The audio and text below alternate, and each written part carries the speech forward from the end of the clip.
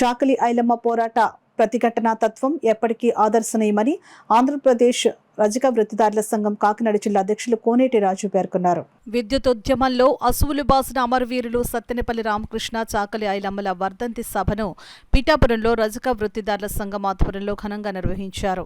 స్థానిక ధోబిఘాట్ వద్ద రామకృష్ణ, చాకలి ఐలమ్మ చిత్రపటాలకు పూలమాలలు వేసి నివాళులర్పించారు. వారికి జోహార్లు పలికారు. ఈ సందర్భంగా సంఘం జిల్లా అధ్యక్షులు కోనేటి రాజు మీడియాతో మాట్లాడారు. కార్యక్రమంలో సంఘం జిల్లా సహాయక కార్యదర్శి శ్రీరందాసు రాజేష్, పట్టణ కార్యదర్శి పెదపూడి సత్యనారాయణ, కుంచే చిన్న, సభ్యులు పొన్నాడు సూరిబాబు, సత్యవాడ బాబీ, కొజ్జవరపు భద్రారావు, వెదురుపాక రాజు, నున్న శ్రీను తదితరులు పాల్గొన్నారు.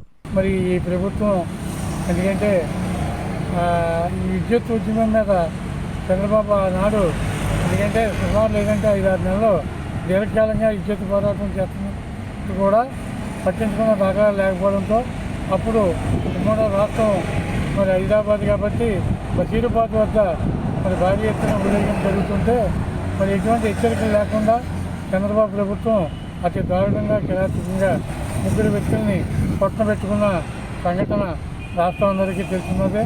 అందులో భాగంగా ఈవేళ రామకృష్ణ 9వ తారీఖుని ఆ కాల్పుల్లో జరిగిన తర్వాత 9వ తారీఖున మరణించారు. అలాగే చాకలి ఐలమ్మ 10వ తారీఖున మరణించింది.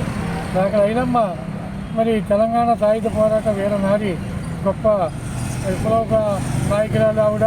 మరి ఆవిడకి జోహార్లు అర్పించి అలాగే రామకృష్ణ కూడా జోహార్లు అర్పించి ఇటువంటి మరి పోరాటాలు మళ్ళీ రాకుండా ఇప్పుడు మళ్ళీ చంద్రబాబు వచ్చాడు కాబట్టి ఈ చంద్రబాబు ప్రభుత్వం విద్యుత్ ఛార్జీలు పెంచకుండా వీళ్ళ స్ఫూర్తితో ఆ కరెంటు బిల్లులు ఆపాలనే దాని మీద ఈరోజు మరి రాష్ట్ర వ్యాప్తంగా కూడా రామకృష్ణ ఐలమ్మల వర్ధంతి రాష్ట్ర వ్యాప్తంగా అన్ని జిల్లాల్లోనే కూడా చేయడం జరుగుతూ ఉంది.